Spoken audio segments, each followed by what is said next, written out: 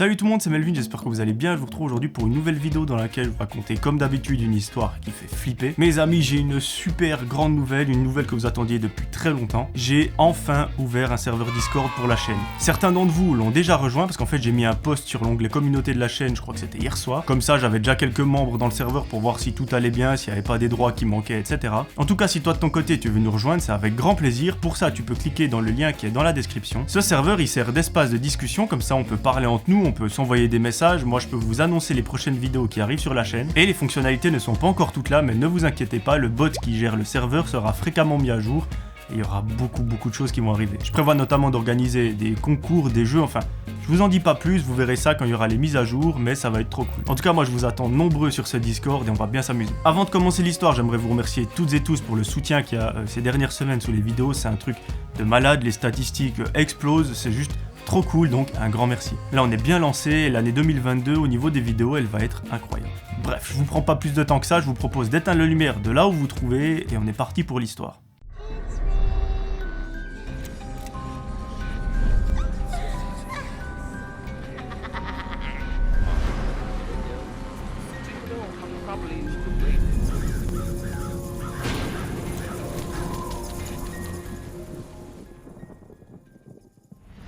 Aujourd'hui, mes amis, c'est l'histoire de Caroline. Caroline a 27 ans, elle a fait des études pendant de nombreuses années et aujourd'hui, elle travaille dans une librairie. Elle a beaucoup de chance parce que sa meilleure amie travaille également dans cette même librairie. Du coup, ça fait que les journées sont trop cool parce que quand elle va au travail, non seulement elle va gagner sa vie, mais en plus de ça, elle passe du temps avec sa meilleure amie. Elle nous raconte qu'en fait, cette meilleure amie, c'est un petit peu plus qu'une meilleure amie, c'est carrément une sœur, parce qu'elles se connaissent depuis qu'elles sont toutes petites. Quand je vous dis toutes petites, c'est carrément dans les premières années de leur vie, parce qu'en fait, leurs mamans sont très amies et par conséquent, elles se sont rencontrées. Elles ont suivi absolument toute leur scolarité ensemble dans la même classe, et aujourd'hui, elles travaillent ensemble. C'est une histoire incroyable. Elle nous raconte que travailler en librairie, c'est super enrichissant et super intéressant, mais que, comme dans tous les jobs, il y a des moments où ça se ressemble. Et justement, l'histoire que je vous raconte, elle se passe à l'un de ces moments. C'est en janvier-février quand il y a les vacances scolaires, et généralement, ce qu'on fait en janvier-février, on part au ski. Enfin, du moins, certaines personnes partent au ski. Ça tombe bien parce que elle et sa meilleure amie, elles adorent skier. Un jour, lorsqu'elle est au travail, à la pause de 10h, Caroline demande à sa meilleure amie, est-ce que ça te dirait qu'on se fasse un petit week-end à ski? Sa pote lui répond bien sûr que oui, j'ai hâte de faire ça avec toi, surtout que je n'ai pas fait de ski depuis quelques années, donc c'est l'occasion de m'y remettre. Durant 15 minutes, elles discutent de ce fameux week-end et à la fin de la pause, c'est décidé. Elles partent dans 2 semaines. Elles partiront le vendredi soir et comme ça elles auront le samedi et le dimanche sur place. Ça leur permettra de bien profiter, de faire toutes les pistes qu'elles veulent et en principe au bout de 2 jours on est déjà bien fatigué donc c'est largement suffisant. Une fois la pause terminée, les deux amies retournent dans la librairie, elles continuent leur travail et ce durant toute la journée. À partir de ce moment-là, il y a 2 semaines qu'il se passe et lorsque l'histoire reprend, on est le vendredi, le jour du départ. Durant les 2 dernières semaines, Caroline et son amie nous précisent qu'elles se sont mises d'accord concernant la station dans laquelle elles vont se rendre pour skier, ainsi que sur le chalet qu'elles vont louer pour pouvoir passer la nuit. C'est un chalet pas trop cher, super sympa, super mignon, et elles se réjouissent d'y aller. Aujourd'hui, on est vendredi, et comme je vous l'ai dit, c'est le jour du départ. Malheureusement, elles travaillent jusqu'à 18h, donc elles ne pourront partir qu'à partir de 19-20h. Ça fait qu'elles arriveront là-bas vers 23h minuit, pas avant. Le matin, pour gagner un petit peu de temps, les deux amies se rendent à la librairie avec directement leur valise. Comme ça, une fois qu'elles ont terminé leur journée, dans la voiture et ça part en direction de la station. Après de longues heures de travail, 18h sonne enfin et ça marque à la fois la fin de la journée mais le début d'un incroyable week-end. Les deux amis se rendent dans la voiture, mettent les valises dans le coffre et le voyage peut commencer. Après d'interminables heures de trajet, les deux amis arrivent enfin dans la station et rejoignent le petit chalet qu'elles ont loué pour le week-end. Elles nous racontent qu'il est exactement comme sur les photos, c'est un chalet super sympa, super mignon, super petit. Il y a juste assez de place pour 2 personnes et franchement il est super bien situé. Pour se rendre sur les pistes, il n'y a que quelques minutes de marche donc c'est juste parfait. Une fois arrivés dans le chalet, les deux amis sont juste épuisées parce qu'elles ont travaillé toute la journée, elles se sont tapées plusieurs heures de route. La meilleure amie de Caroline se pose sur le canapé et sur la table à manger, il y a une sorte de petite brochure. Cette brochure, elle répertorie les différentes activités qu'il y a à faire dans la région. Et justement, une activité attire particulièrement son attention, c'est une sortie en raquette. Là, elle appelle Caroline et lui dit « Assieds-toi, regarde ce qu'on pourrait faire, ça peut être vachement sympa. C'est quelque chose qu'on n'a jamais pratiqué et ça peut nous changer un petit peu du ski traditionnel. » Caroline lui dit « Je suis partante à fond, ça peut être vachement cool. Ce qu'on peut faire, c'est qu'on prévoit de faire cette sortie raquette demain, donc samedi, comme ça, dimanche, on fait les pistes normales avec des skis normaux. On profite de toute la journée et le soir, on fait nos bagages et on repart. » Ça nous permettra de faire 2 activités différentes et il y aura 2 fois plus de souvenirs. Les deux planifient la journée du lendemain, elles se mettent d'accord et elles sont tellement épuisées qu'elles vont directement se coucher. Au bout de quelques minutes à scroller sur les réseaux sociaux dans leur lit, elles s'endorment.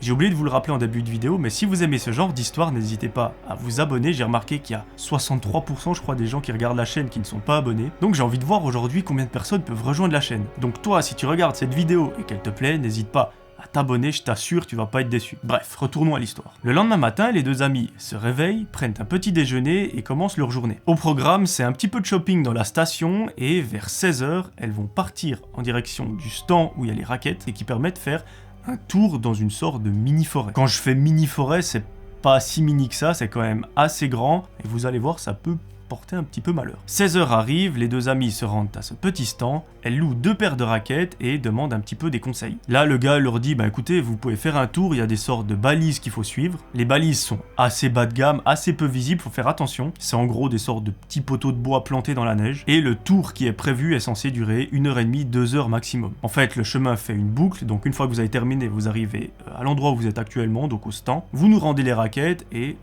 c'est tout bon. Les deux amis se disent, ben ouais, pourquoi pas, on va essayer et on verra ce que ça va donner. Elles payent les raquettes, les enfilent et partent à l'aventure. Pendant la première moitié du trajet, absolument tout se passe à merveille. L'endroit est tout simplement incroyable. Elle nous raconte qu'en fait c'est une sorte de forêt et qu'à certains endroits on a la vue sur toute la vallée. Et vu qu'elles sont parties du stand à 16h, le soleil commence petit à petit à se coucher et ça donne un jeu de lumière incroyable. À un moment, elles arrivent à peu près au milieu du trajet lorsqu'elles se sont perdu entre guillemets. En fait, comme je vous l'ai dit, il y a des balises au sol qui sont censées indiquer le chemin à parcourir, sauf que là, elles sont arrivées à une balise, mais elles ne voient pas la suivante. Et vu qu'on est dans une forêt, le chemin, il est pas forcément très bien indiqué. Donc sans balise, c'est un peu difficile de se repérer. Les deux amis se concentrent pendant plusieurs minutes à regarder vraiment tout autour d'elles, voir si elles n'aperçoivent pas ce poteau en bois, mais il n'y a rien à faire, il est introuvable. Là, on arrive un petit peu dans une situation qui est délicate, parce qu'en fait, comme je vous l'ai dit, il est 17h, 17h30 à ce moment-là. D'ici une demi-heure, la nuit va commencer à tomber, et si la nuit commence à tomber au milieu d'une forêt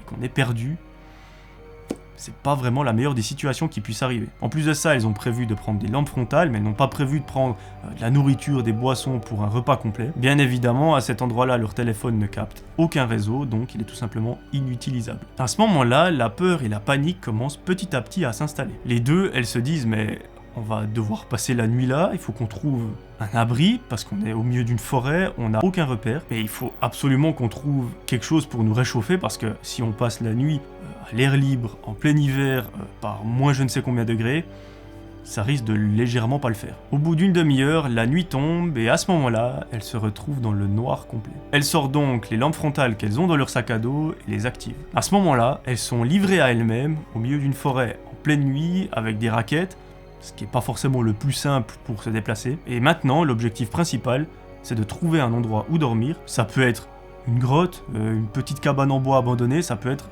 tout et n'importe quoi, pourvu que ça les réchauffe un petit peu. Là, la meilleure amie de Caroline commence à faire des grands calculs savants pour savoir où elle pourrait se situer à peu près. Elle se dit, mais on est parti de là-bas sur la carte, on est dans tel sens, donc si on continue dans cette direction, logiquement, on va arriver à peu près ici. Donc c'est très approximatif comme calcul, mais bon, Caroline, elle n'a pas d'autre choix que de lui faire confiance et lui dit, ben vas-y, on va suivre cette direction et on verra où ça nous mène. Au pire, ça nous mène encore plus loin dans la forêt, donc plus au centre, et là, on est encore plus perdu. Et dans le meilleur des cas, ça nous ramène vers le village ou vers le stand carrément, et tout va bien. Malheureusement, vous imaginez bien, c'est la première des situations qui se passent, elle s'enfonce encore plus au centre de la forêt. Et elle le remarque, elles se disent, mais on est encore plus perdu qu'au début, c'est terrible. Mais en continuant quelques mètres, elles arrivent sur une sorte de cabane en bois qui est complètement en ruine. Enfin, quand je dis une cabane, c'est plus un abri construit avec des bouts de bois. Elles se disent, mais on n'a qu'une seule chose à faire, c'est de poser nos affaires, de se coucher dans ce petit abri en bois, et on essaye de s'endormir et de se réveiller le lendemain matin. Les deux décident d'entrer dans ce petit abri, mais là, à peine entrées à l'intérieur, elles commencent un petit peu à flipper. Sur le sol, il y a une sorte de croix en bois, et contre les planches en bois qui font office de mur, il y a des taches rouges comme si c'était du sang. Et le problème, c'est qu'il y en a beaucoup, et que le sang qui est contre le mur a l'air plus ou moins frais. Donc c'est-à-dire qu'il s'est passé quelque chose dans cette cabane, il n'y a pas si longtemps que ça. Là, je vous le cache pas, elles commencent sérieusement à flipper, parce qu'elles se disent, on est perdu au milieu de nulle part, on est dans une sorte d'abri, il y a du sang, il y a une croix super chelou au sol en bois. on sait pas du tout où on est. On n'a pas vraiment le choix de passer la nuit dans ce petit abri parce que sinon il fait beaucoup trop froid. Et les deux, malgré la peur, décident de poser leurs affaires, de s'asseoir et d'attendre. Elles s'occupent en mangeant notamment les petites barres de céréales qu'elles ont amenées avec elles, mais la nuit promet d'être très très longue. À un moment, le froid les épuise tellement que les deux meilleures amies s'endorment.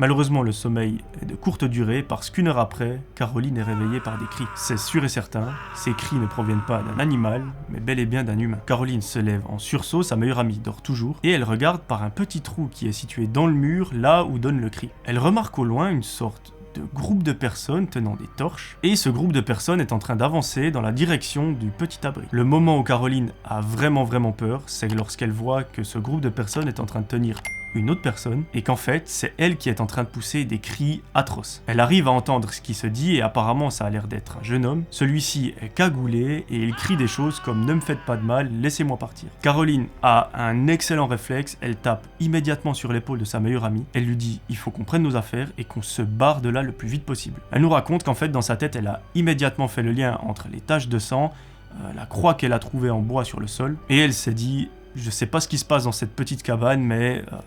j'imagine des choses pas très bien. » Elle fait signe à sa meilleure pote, fais doucement, prends tes affaires le plus silencieusement possible, et on repart sur nos pas. Les deux amies se lèvent, remettent leur sac, elles éteignent leur lumière et repartent dans la direction opposée. Caroline et sa meilleure pote, à ce moment-là, elles ont une seule chose en tête, elles se disent on ne s'arrête pas, on continue le plus loin possible, on n'a en tout cas pas envie de savoir ce qu'ils vont faire à ce jeune homme, je ne sais quoi, on n'a pas envie d'être blessés nous-mêmes, et s'il faut marcher toute la nuit avec des raquettes par moins 10 ou moins 20 degrés, on le fera. Quelque chose qui leur glace le sang, c'est que lorsqu'elles sont en train de s'enfuir entre guillemets, elles entendent les cris du jeune homme qui deviennent de plus en plus angoissants. En entendant ces cris, on est sûr et certain, le groupe de personnes est en train de lui faire beaucoup de mal. Donc imaginez-vous un peu la situation, il fait tout nuit, il fait moins 20 degrés, vous avez des raquettes aux pieds, vous êtes épuisé, et vous entendez des cris comme ça qui viennent de la forêt juste derrière vous, ça doit juste être terrible. Elle nous raconte qu'elle marche pendant des heures, qu'elles sont au bord de l'hypothermie et au bord de l'épuisement, mais au bout d'un moment, tellement elles ont marché longtemps, le soleil commence à se lever. Malheureusement, c'est le seul souvenir qui reste à Caroline et à sa meilleure amie de ce voyage, parce qu'apparemment elles se sont évanouies quelques minutes plus tard. Alors je sais pas si c'est de l'hypothermie ou un malaise parce qu'elles n'avaient pas de sucre ou je ne sais quoi, mais c'est généralement pas bon signe. Heureusement pour elle, et là je pense qu'on parle d'un miracle, c'est que le lendemain, un couple qui passait par là les a vus effondrés dans la neige. Ils se sont rendus immédiatement au village le plus proche pour demander de l'aide, et à partir de là, elles ont pu être prises en charge et amenées dans l'hôpital le plus proche. Elles ont été soignées, lorsqu'elles se sont réveillées, elles se souvenaient exactement de ce qui s'était passé cette nuit-là. Elles ont fait venir les policiers à l'hôpital pour pouvoir leur expliquer ce qu'elles ont vu, qu'en gros il y avait un groupe de personnes qui tenaient, on pense, un jeune homme dans les mains, qui lui ont fait probablement beaucoup de mal, qu'elles sont aussi arrivées dans une petite cabane avec une croix en bois, des taches de sang contre le mur, enfin un truc super glauque, et qu'elles pensent que cette cabane et ce groupe de personnes ont un lien très fort. Les policiers prennent leur témoignage et leur indiquent qu'il y aura une enquête qui sera menée, qu'ils vont se rendre à cette cabane pour voir ce qui s'y passe, mais malheureusement Caroline et son amie ne connaîtront jamais les faits qui s'y sont déroulés. Par contre, il y a quelque chose à laquelle je n'ai pas pensé lorsque je lisais l'histoire. Caroline nous indique qu'elle et son amie ont porté plainte contre le stand qui leur ont loué les raquettes, parce qu'en fait, ce soir-là, à 18h30, 19h, ils ont fermé boutique, alors qu'ils savaient que les deux amies n'étaient pas rentrées, parce qu'en gros, elles sont pas revenues au stand pour leur rendre les raquettes. Et ça, c'est une faute grave, et c'est vrai que moi, j'ai pas pensé quand j'ai lu l'histoire, mais c'est tellement évident, et cette faute aurait pu avoir des conséquences très graves. Heureusement, elles n'ont pas passé plus de temps que ça dans le froid, parce que, imaginons qu'elles avaient passé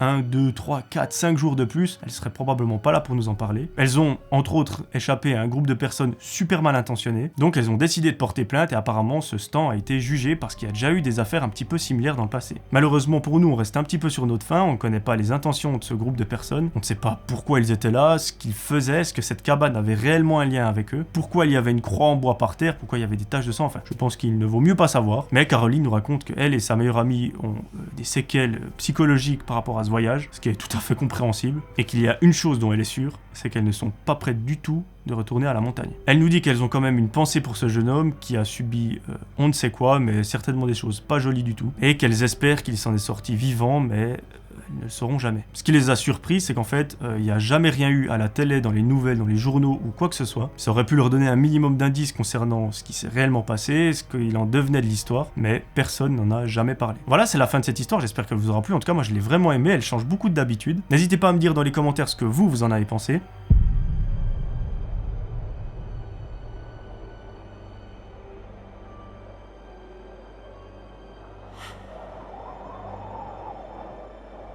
N'oubliez surtout pas de rejoindre le serveur Discord si vous voulez venir discuter, si vous voulez venir vous amuser, enfin peu importe. Vous êtes libre de rejoindre si vous le voulez et je vous accueillerai avec grand plaisir. Si cette vidéo t'a plu, n'hésite pas non plus à t'abonner, à activer la petite cloche et à venir me suivre sur Instagram. Moi je te promets de te retrouver très vite pour une nouvelle vidéo. D'ici là, j'aimerais que tu prennes soin de toi. C'était Melvin, ciao tout le monde.